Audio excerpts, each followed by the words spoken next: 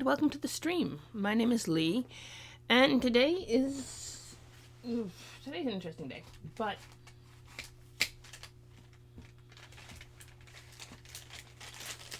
um,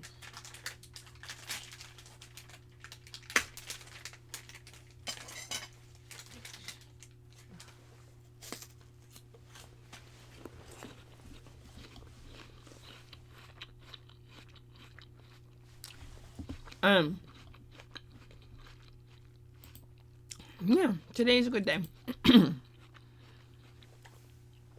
So, my name is Lee. I'm not a woman. I'm pretty chill about pronouns, but just remember that.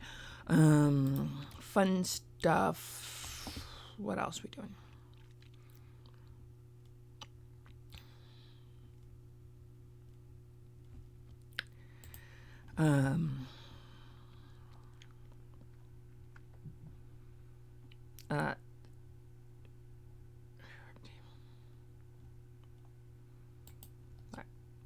Let's do this. So today is Warhammer 40k Day. And because it's Warhammer 40k Day, I wanted to pop in and see what's what.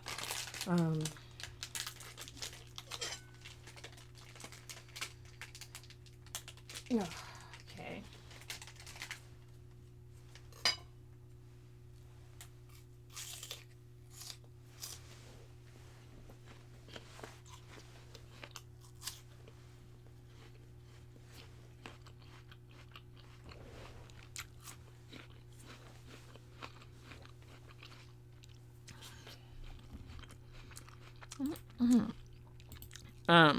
Yeah.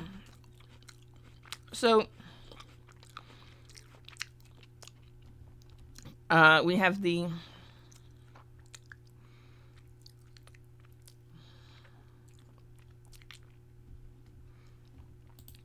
what was I going to say? Sorry, my head's a little not so good today, but we're going to try to stream anyway. Hi! What's up? What's up? Welcome to the stream. You're a first time chatter, so welcome.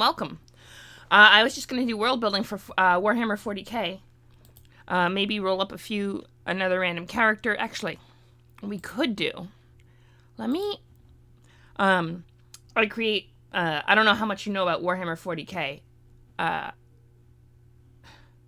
Hi, Mystical. You are always welcome to lurk. If you have any fun things you want to do with Warhammer 40k, let me know. Always fun to have people lurking. Oh,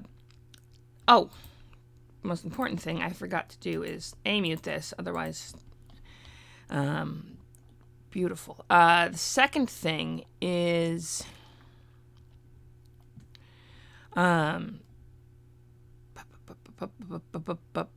go and, at least on my own Discord, I won't bother with any of the others, but, at least go and tell everyone that I'm live, so that,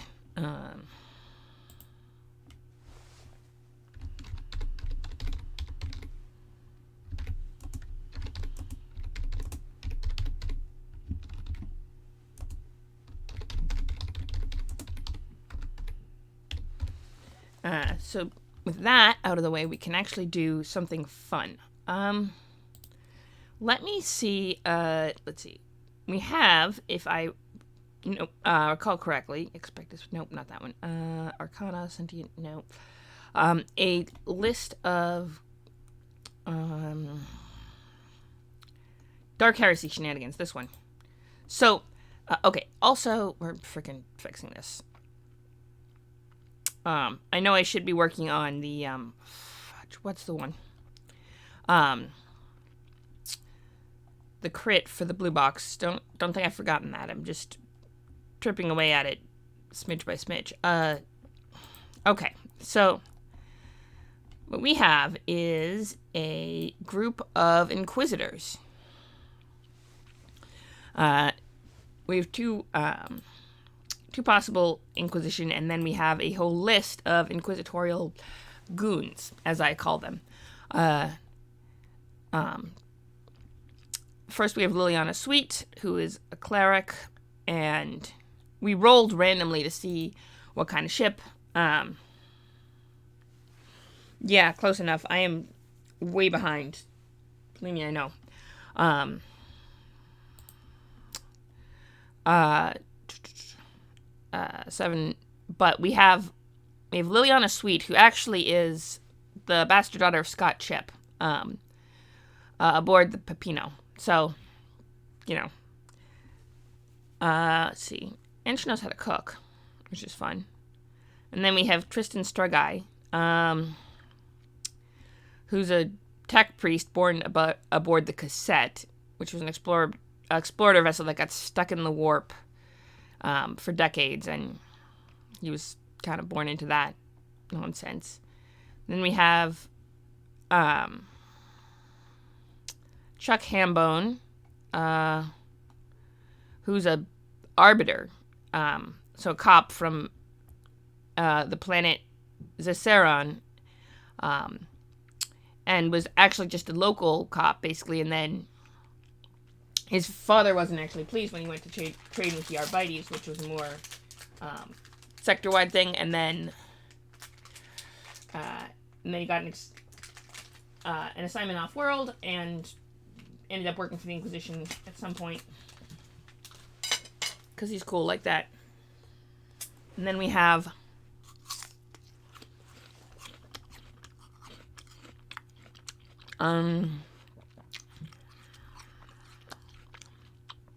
Brutus McMeasy, also born on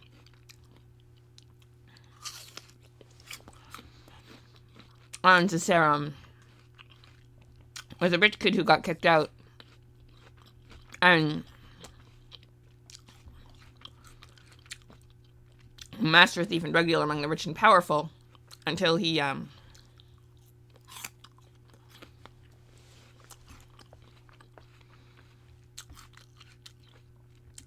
oh wow, yeah, his sister's ex-mistress, and he brought her as an official date, and that was apparently Bozo no. So, and then Skelby Jorna, who actually was born aboard the Expectus Primus, which was the ship I created for the Rogue Trader stuff. So actually, the two things are linked, and she was taken by the Black Ship, and she actually could not transition until she got to Heliterra, which actually spurred her on to do that, so she could live her whole life as a woman. And then she had a chunk of her skull burst out. And what else?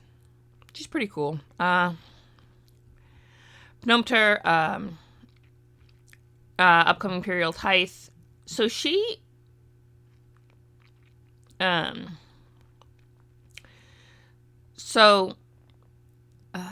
that's the question is that she's just an Inquisitor. We didn't actually do Bethany and any, or not Bethany,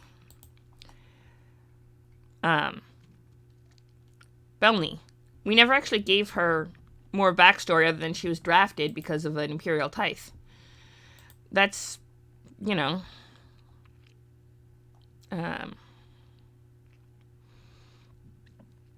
Slaria del Canto, Adept, so she's basically bearded lady. She's into guys, but finds women more attractive than drunk. That was a little, she's from an Imperial world. We never, ex-librarian from the planet Merteth. An adept. I wonder if she specialized in librarian. Like what kind of librarian was she? What kind of library stuff did she do? That's an important question.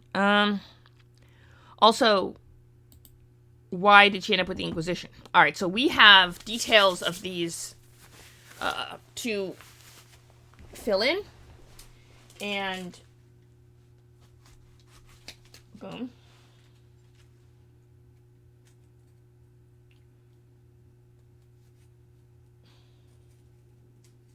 We also have that. Boom.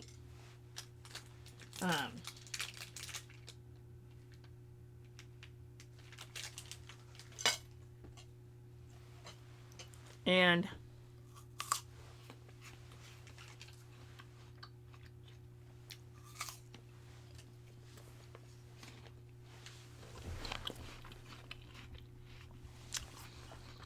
all right. Let's see. How did her troop for we had a whole we had a whole thing on Gnome Turn how the service worked. Hang on, let me go back to this one. Because they actually do, we agreed they crossed over, we put all the planets on the same page, which is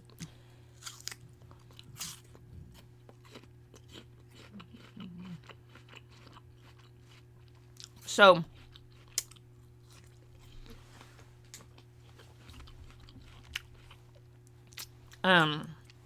Hamish, Rosaria,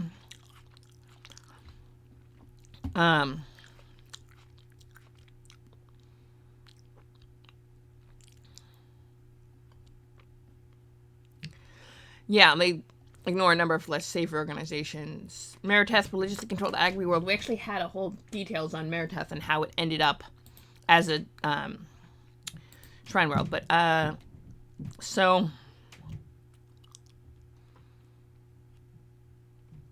Golthraxis, immense amounts of ocean with number of, okay, hang on. Volthea.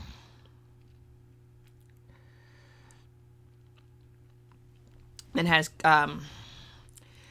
heavily mutated geese that have been domesticated to guard crops because they are carnivorous, which is kind of awesome. We got Kofoth, magnetic rocks and crystals. The Kurosawa family is there. And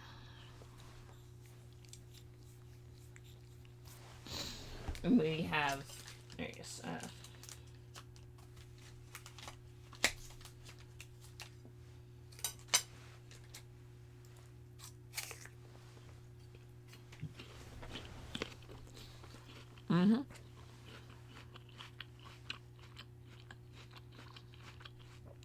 Right. Need up some Mechanicus. Okay.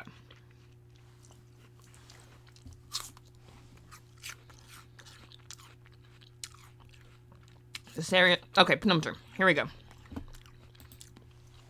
I actually wrote down.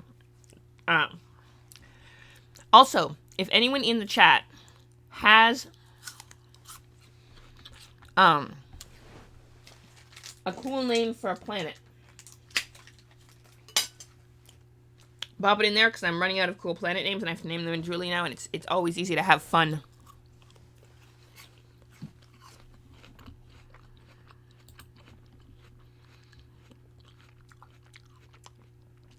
All right, boats and honey.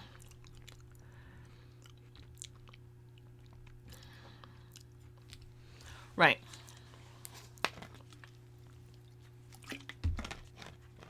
Wait. Rolling draft.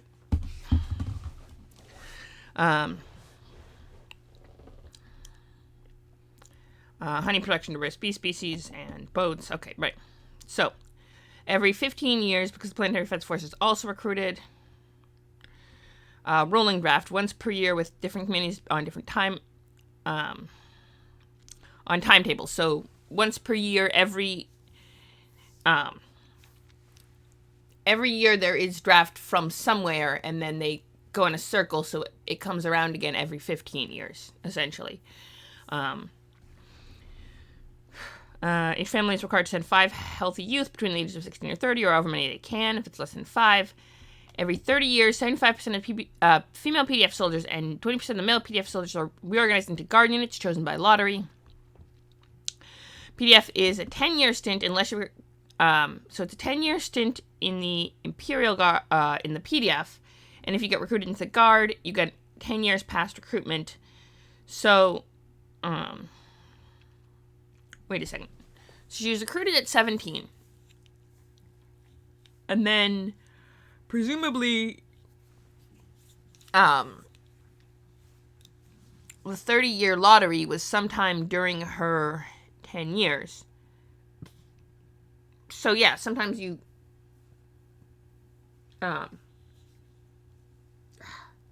sorry, my headaches.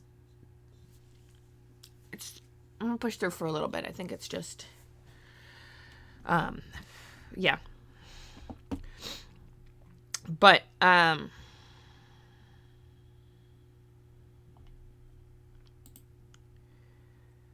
okay.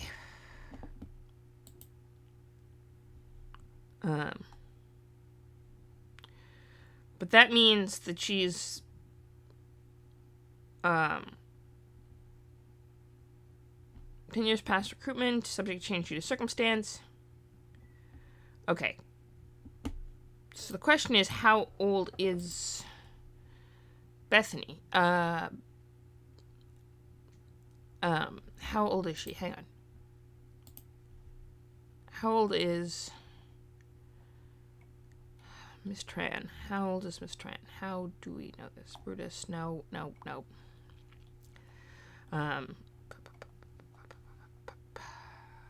Larry DeCanto. Okay, we have. How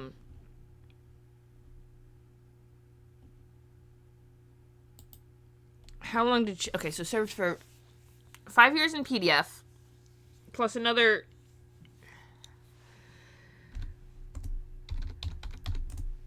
In the PDF. I mean, Planetary Defense Force.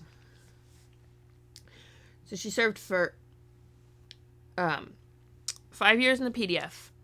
And okay, wow. This isn't good. It's fine. Sorry. 5 years in the PDF.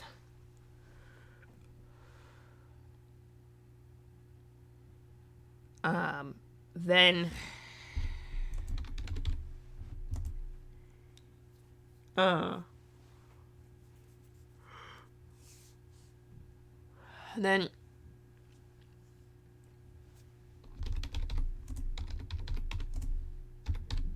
in the Imperial Guard.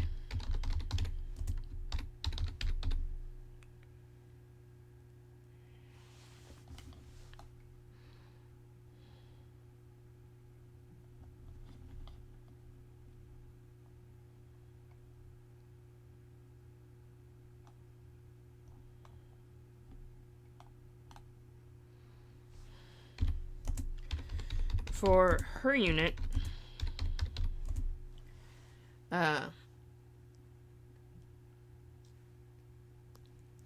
was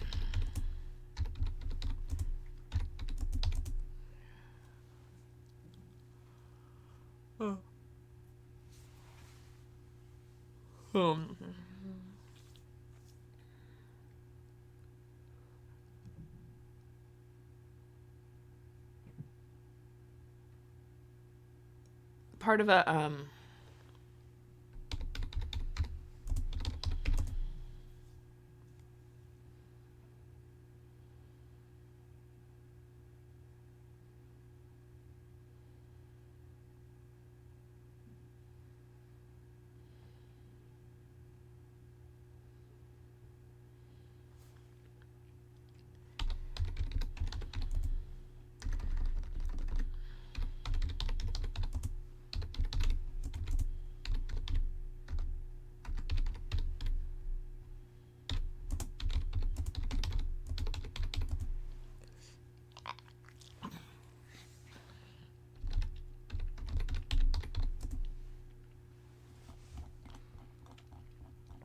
we're working for which ones?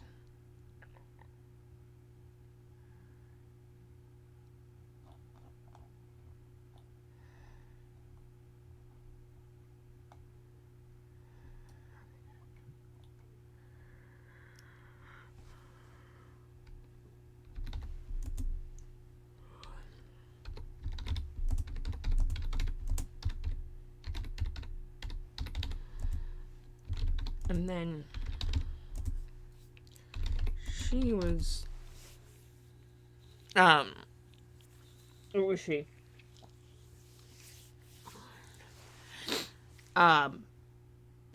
Okay, sorry.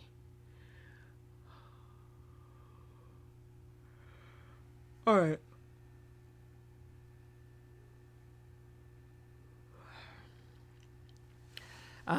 So she was part of.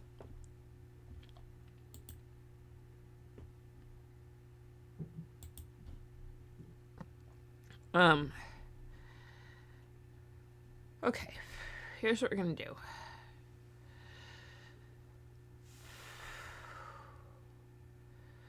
Deep breaths. She was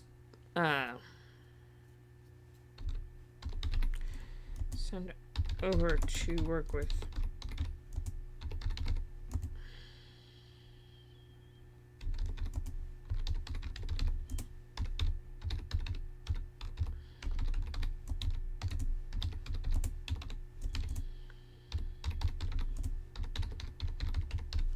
joint operation.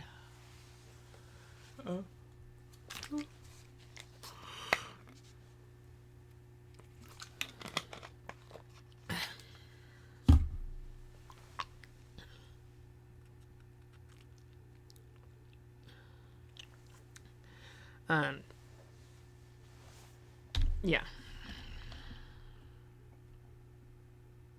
Wait, she's 23 years old. We actually know. Hang on. So, okay, so 5. So we actually know how old she is. So we have to go 4 years in the PDF and then 2 years and then. Okay, yeah. So she didn't actually serve that long. There we go. We actually didn't know how old she was, so we had to fix that. Work together. Um, uh,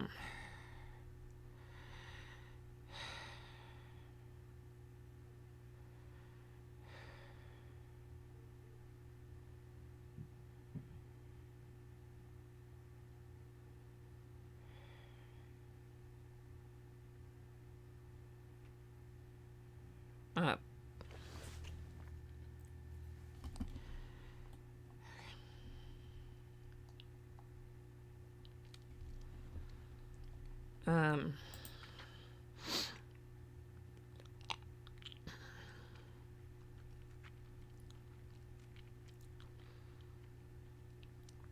um,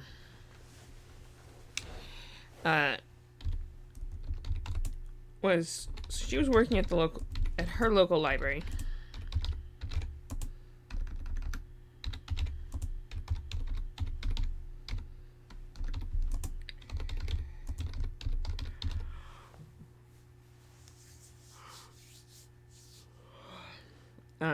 Dangerous occult.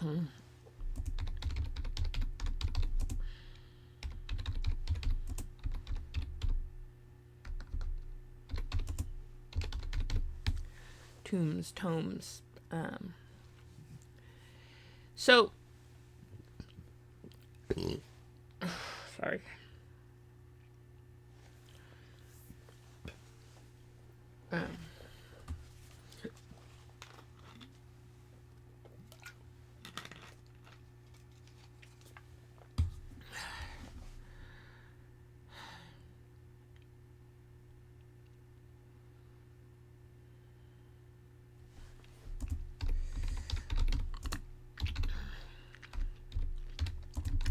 She noticed this.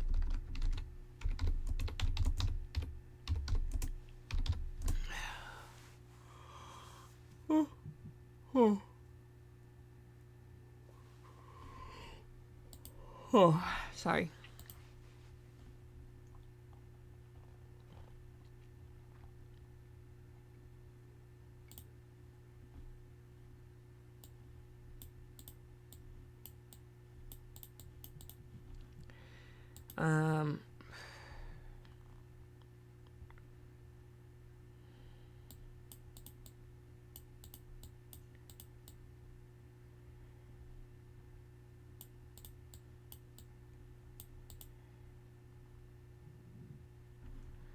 Okay.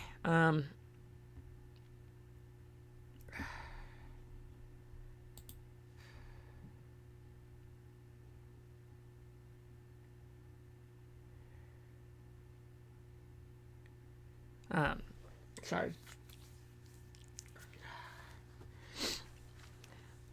Okay. She was able to recognize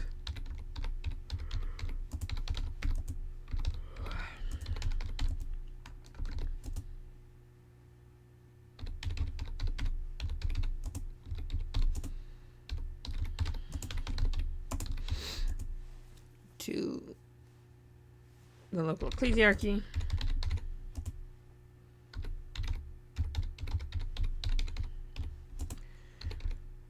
Who called the Inquisition.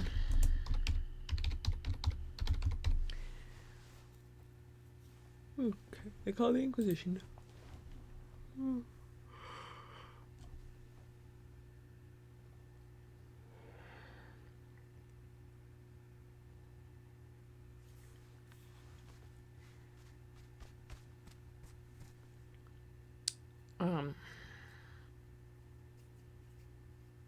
Sorry. So she called the Inquisition. And she ended up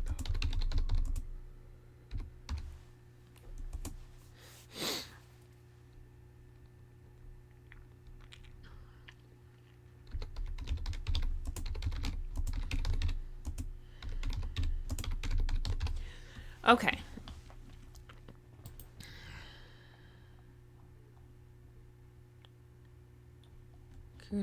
Okay.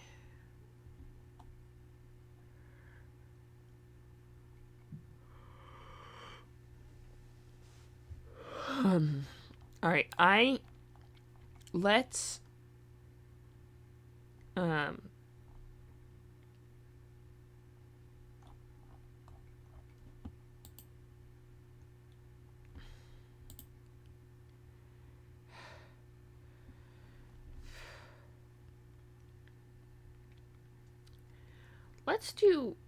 let's at least bring the book up, right? It's all well and good to have me talk about how cool Dark Heresy is, but it's cooler if you can see it. And there's very few watching right now, but there's probably going to be more late. Hopefully going to be some with the Circle of... Nope, not that one. Dark Heresy. Here we go. So I think... Okay. So... I think this... Yes. For those of you who don't know Dark Heresy, this is Dark Heresy.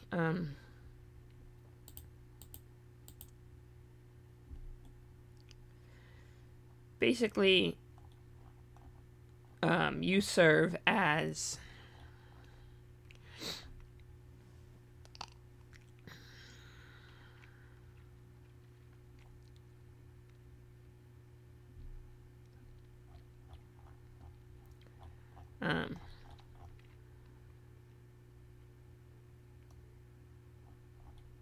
Oh, they have a whole list of sidebars, too. Check it out. Alright, that's pretty cool.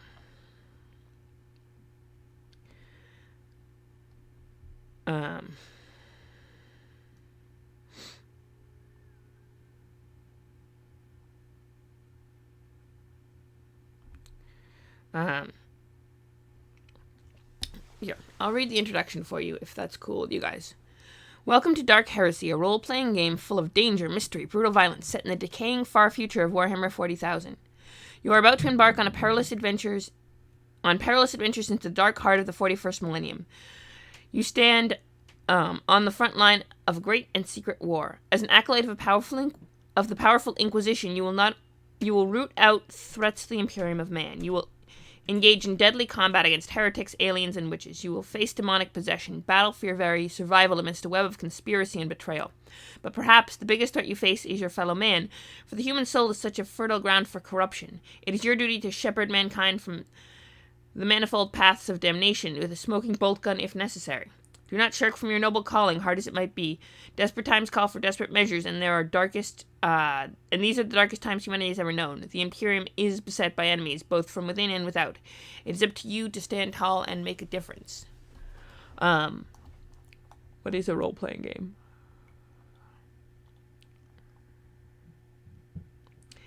Uh,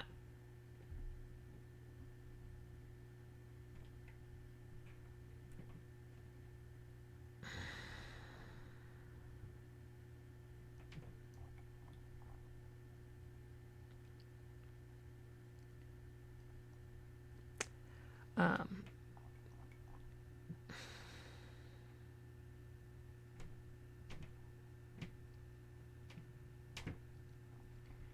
uh,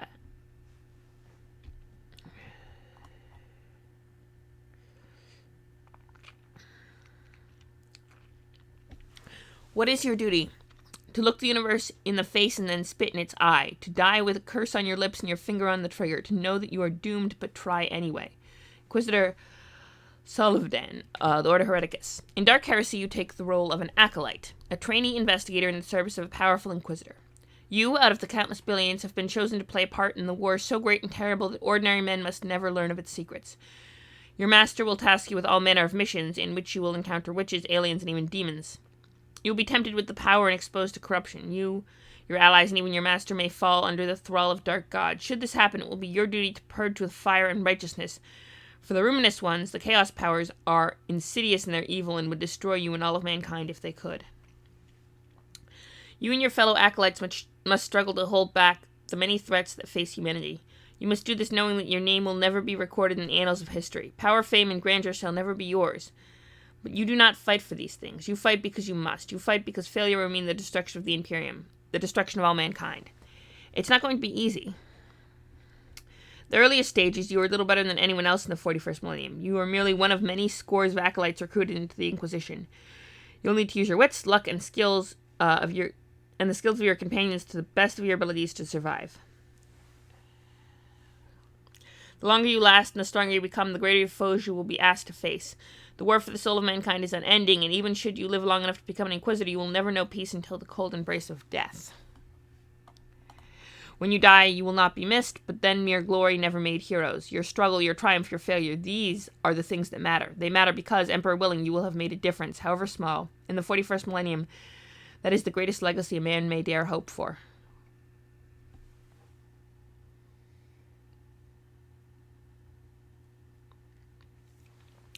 To get started on your mission, you need to make your alter ego known as a player character.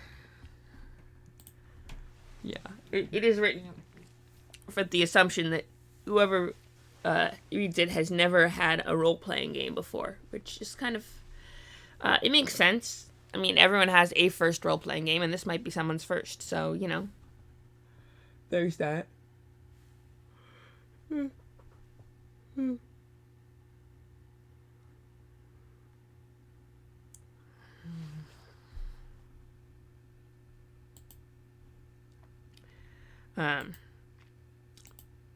Let me make the font bigger.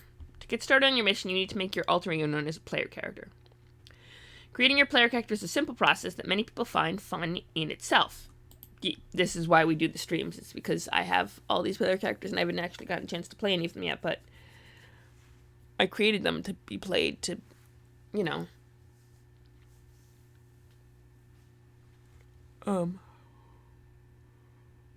Sorry.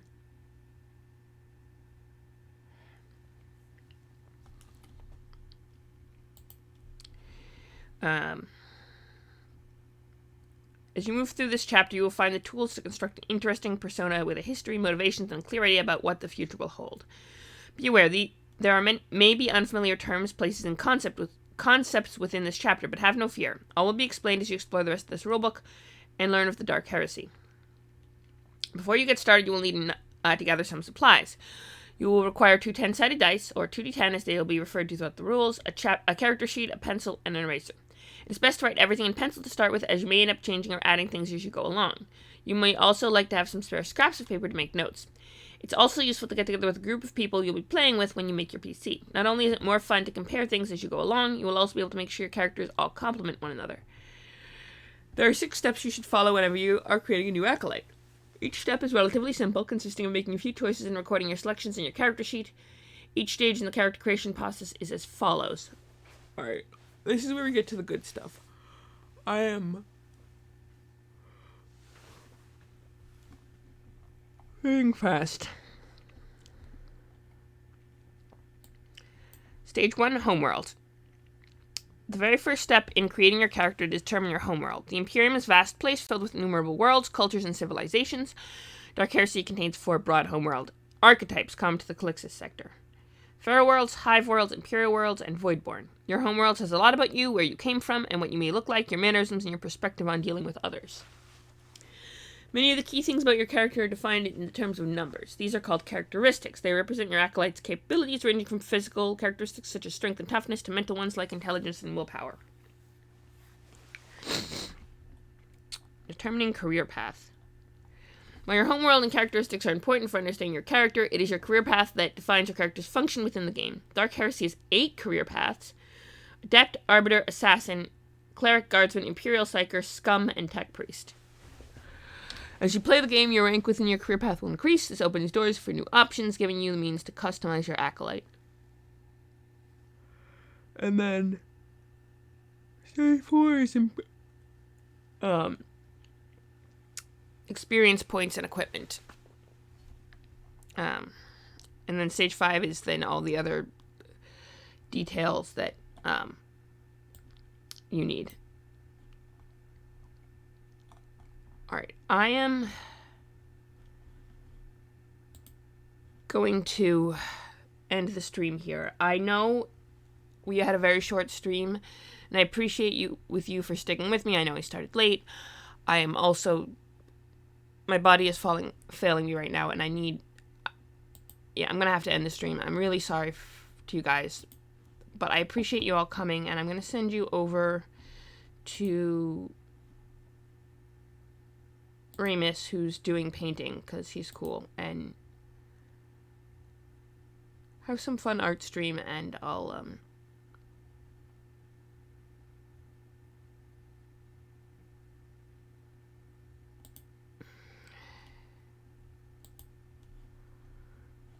let me